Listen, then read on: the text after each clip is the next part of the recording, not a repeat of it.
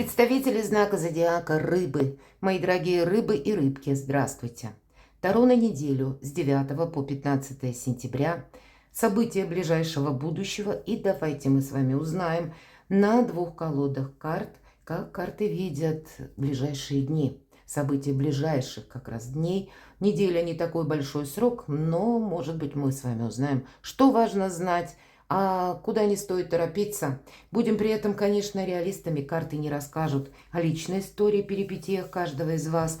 Но у нас сегодня две колоды, и одна из них это как совет от ангелов. И мы этот совет, одну карту раскроем с вами в самом конце нашего расклада. И основная колода это светлого провидца или света, когда мы можем что-то, ну, может быть, и прояснить. И вообще добрые как раз энергии преобладают, именно энергии. Венера в прекрасном аспекте на этой неделе. И для себя самое время, как и выбор какой-то сделать, причем в согласии в каком-то. Может быть, буквально согласовать какой-то вопрос. Может быть, в себе какие-то две составляющие словно примирить. Может быть, с кем-то помириться. И 15 сентября прекрасный аспект Венеры к Юпитеру, который находится в знаке зодиака Близнецы. И время, чтобы порадоваться, или, может быть, какое-то предложение, или признание в любви, или вы будете делать, или для вас какой-то, ну, такой счастливый, может быть, момент, как и хорошее, безусловно, настроение, или какие-то возможности. Может быть, это и внутренний какой-то инсайт лично для вас, как, знаете, как эврика, я теперь вот точно знаю, куда я иду. И так тоже может быть. Ваше решение может быть. Что важно знать? Одним словом, идем дальше. Неожиданности или чего не избежать? Чему сейчас не время или какие энергии вам могут помешать? Что же вам будет помогать? Что скрыто? И по основным сферам жизни. Дела, работа, бизнес, документы, учеба. Энергия денег. Личная жизнь.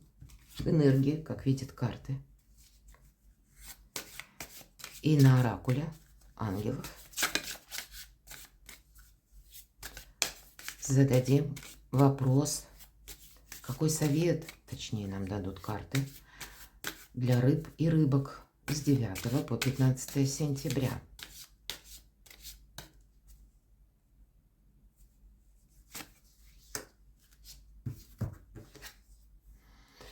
Паж мечей. Ну вот смотрите, для вас как с одной стороны вооружись знаниями, нам говорят, или изучи какой-то вопрос, или буквально знание сила, знание свет. У нас девочка идет между двух берегов над обрывом по тоненькой жердочке. Она несет как лампочки, да, свет, как будто утрирует еще дважды, акцентирует, точнее, внимание наша карта о том, что вы что-то должны либо изучить, либо есть такой совет: не смотри вниз, не смотри в этот обрыв. Может быть, ты сейчас чего-то не видишь, вооружись знаниями. И здесь может быть как конкретный вопрос, который вам нужно изучить, найти недостающую информацию. Может быть, вы ее по-разному будете искать. У кого-то это процесс обучения, когда вы хотите разобраться в новом деле, в новом направлении, освоить какие-то новые навыки. А у кого-то это может быть вопрос, может быть, который стоит на повестке недели. Это где-то сопряжено со знаниями юридическими. Может быть, вы будете как раз по пажу мечей искать юриста тоже, потому что что-то мы должны сделать наверняка. И вот этот вот момент, когда не смотри вниз, я не случайно сказала, потому что не время для эмоций, время для рационализма. Значит, как минимум есть один какой-то вопрос или тема, когда вам придется словно вот над этим обрывом пройти. И обрыв-то вот этот самый, да, или два обрыва, вот это расстояние, как пропасть, над пропастью точнее, оно достаточно короткое. Это буквально какие-то пару шагов, но очень важно.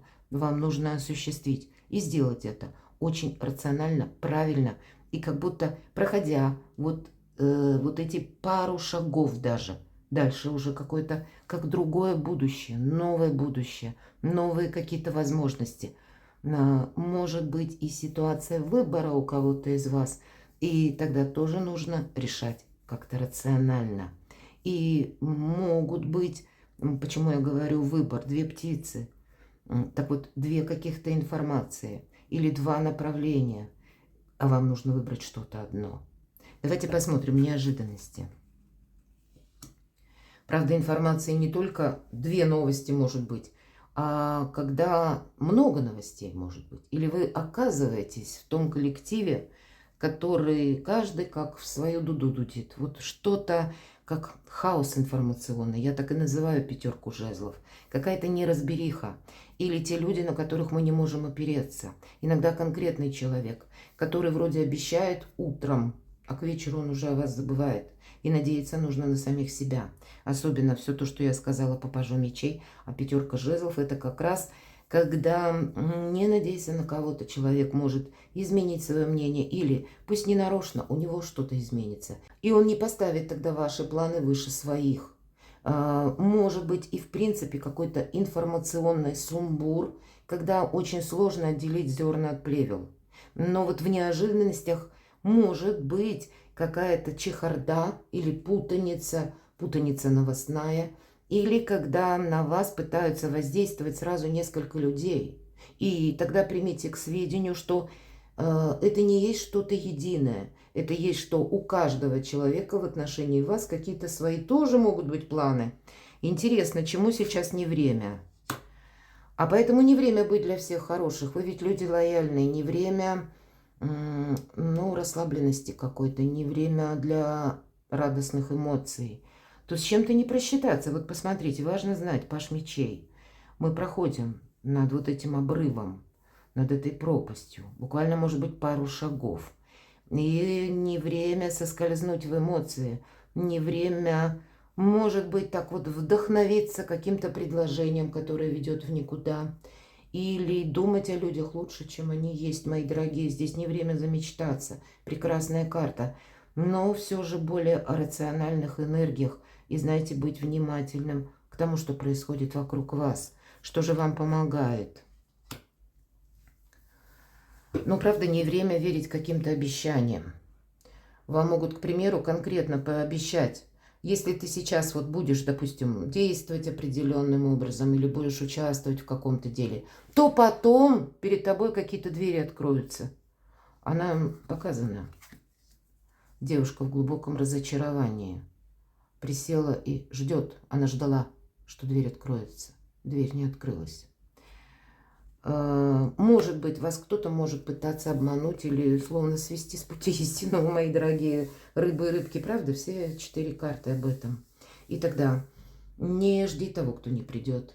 Не надейся на кого-то по части финансов, кстати. По пятерке пентаклей это недостаток. И, как ни странно, вам недостаток именно помогает. Когда, с одной стороны, вы рациональны, где-то как и к финансовым тратам, и понимаете, может быть, вы столкнетесь с подобной ситуацией, которая у вас уже была пережита. И здесь вы будете, как опытный боец, думать, что ага, нет, спасибо, меня уже один раз вогнали в какой-то минус. Тут именно какой-то опыт помогает. Или вы можете столкнуться с очередными обещаниями того же человека, который тоже, знаете, сначала вроде бы был лояльный, добрый, такой, казалось, искренне, а потом как-то раз и переобулся в воздухе быстро. Вот какой-то ваш прежний опыт вам точно помогает быть вот таким рациональным человеком. Может быть, буквально не быть втянутым в какое-то дело, куда вам не надо, а может быть, выйти, мои дорогие, сухим из воды. Ну, или увильнуть от какого-то, уплыть, как будто выскользнуть из рук, из того дела, которое не ведет в никуда, которое ведет к тому, что вы будете как период пустого ожидания или пустых надежд, или когда вы на что-то потратитесь, а результата ноль. Вы, кстати, вам будет помогать, когда, может быть, пятерка пентаклей, если мы говорим, да, энергетически, когда вы своего рода маску какую-то оденете и скажете, что я не могу в этом участвовать, потому что у меня сейчас проблемы с деньгами. И нам ни одна карта не сказала, что у вас проблемы с деньгами. Тут наоборот это помогает. Но как будто транслировать вам нужно: денег не дам, потому что денег нет. Или Нет, я в этом деле не могу участвовать, потому что, ну, и у меня там выдумать какую-то тысячу неопределенностей, невероятностей каких-то. Одним словом, вот на что-то не согласиться, вам это помогает буквально. Вот своим каким-то путем вам надо пройти. Вот по этой тоненькой жердочке как минимум пару шагов. Что скрыто? Дайте посмотрю. О, правда, скрываете себя. Вам придется быть гибче, мои дорогие рыбы и рыбки. Вам действительно придется как вот увильнуть из какого-то дела, положения, из каких-то обстоятельств. Причем это сделать красиво, элегантно, улыбаясь. Может быть, потому что Верховная Жрица – это карта независимости. Но это не та независимость, которую мы доказываем кому-то. Нет, мы так ретируемся. И просто как уходим за кулисы, оставив свои намерения, цели, возможности. Мы сохраняем сами себя. Молчание помогает. Поэтому где-то если вас кто-то пытается вывести на разговор, лучше пусть вы кому-то скажете: нет, у меня много дел, у меня проблем много, у меня много каких-то трат, у меня много каких-то забот. Вам это буквально будет помогать для того, чтобы, ну, куда-то вас не затянули или на что-то вас не уговорили. Потому что, мои дорогие, как и пятерка жезлов, я сказала, у каждого свой план, у каждого человека какие-то свои намерения могут быть в отношении вас. Вам всей правды не говорят, и вам ничего не остается, чтобы быть в этих энергиях. А если только расслабились, значит, у кого-то могут быть комплименты. Вот, то есть к вам могут, знаете, на такой волне каких-то приятных эмоций подходить. Или вам могут оказывать даже знаки внимания. А вот вы тогда допустите, что как-то очень странно, надо понаблюдать. И лучше понаблюдайте, чем на что-то согласитесь. Не торопитесь и пока вердиктов не выносите. У вас как будто свой собственный путь, паж жезлов. Это всегда начало. У вас два начала, два пажа. И первый, как вот этот путь, который, ну, пусть это даже и один шаг, но он такой важный, какой-то знаменательный, потому что дела, работа, бизнес, учеба. Здесь как наш жезл очертил круг и выходит на новый виток. И у вас как новый жизненный этап начинается. И вы пока многого можете не видеть. Или обстановка вокруг вас может меняться, а вы теперь тоже пока не видите. Вам не рассказывают всей информации. Может быть, даже это не конкретно вашей персоны, а есть в вашем окружении люди, к примеру, вы на работе находитесь, и вас пытаются склонить к какому-то делу, проекту, участию. А тот человек, который склоняет, он уже знает, к примеру, будет смена руководства или будет смена каких-то правил. Он это знает, а вы нет. И вы скажете «да», а потом вы можете об этом пожалеть. Хитрите, мои дорогие рыбы и рыбки, потому что у вас какой-то свой путь, своя какая-то миссия. А вот как раз рассматривать новые направления шикарно. Все то, что касается вашего какого-то продвижения, быть на своей волне, недоверчивым, это будет важно. И по финансам я сказала, да, по деньгам, деньги есть, деньги будут. Но заначка, и не просто заначка, когда денег не дам, карта жадины буквально говорит об этом. Но и для вас о каких-то разумных тратах. Даже при том, при всем, что деньги могут быть у кого-то и в хорошем количестве. Но тогда дважды, трижды не время собой рисковать, мои дорогие. Личная жизнь. Девятка мечей. Ну, первое, что я должна сказать, это карта «То, чего нет». Хоть и называется эта карта ночного кошмара, но во всех практически колодах девятка мечей, когда закрыты глаза у человека. А их нужно открыть, принять какую-то реальность.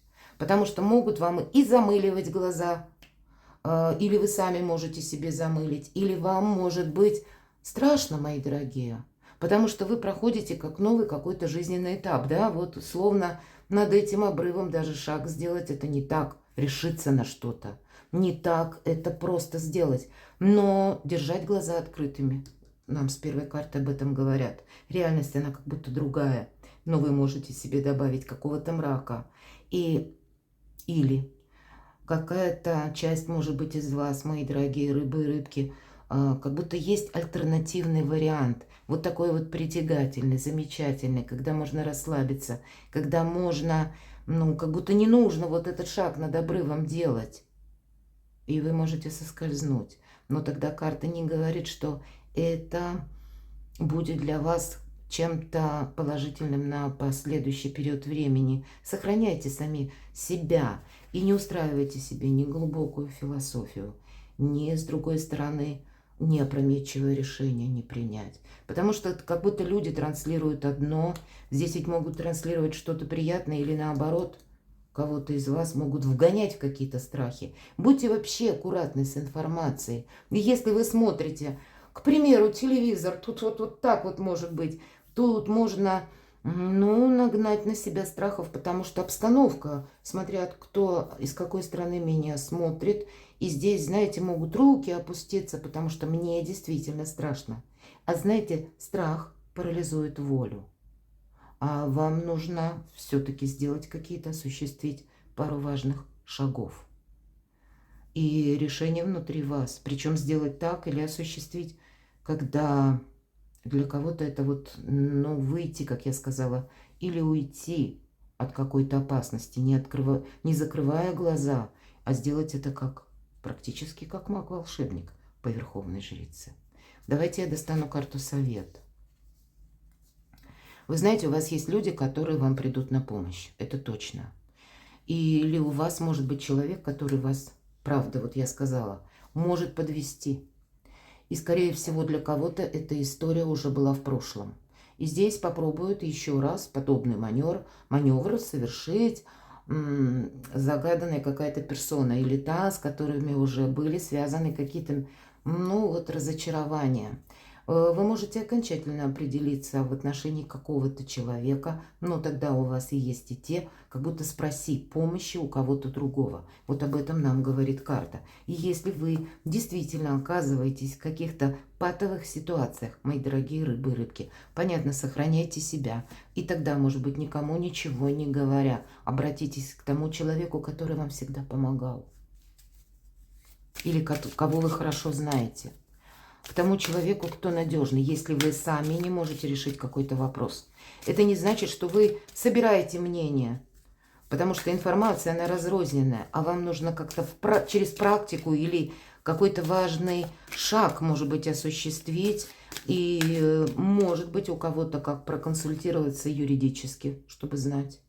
А у кого-то это будет оказываться, ну, или вам может кто-то оказать реальную помощь. Давайте я еще одну карту совета стану. Это какое-то ближайшее окружение. Это те люди, которые вам знакомы. Может быть, это где-то и родственники, или кто-то из родственников ваших, или из тех, кто действительно для вас, ну, в какие-то сложные периоды жизни уже все же, ну, своего рода светом был, или вашей надеждой был, или тот человек, который принимает вас таким, какой вы есть, или какая вы есть. Тот, который, ну, где-то умеет не закрывать глаза на какую-то ситуацию. Или тот человек, который достаточно решительный сам по себе и смелый, но не о риске, а именно о каком-то правильном просчете. Интересный расклад, мои дорогие.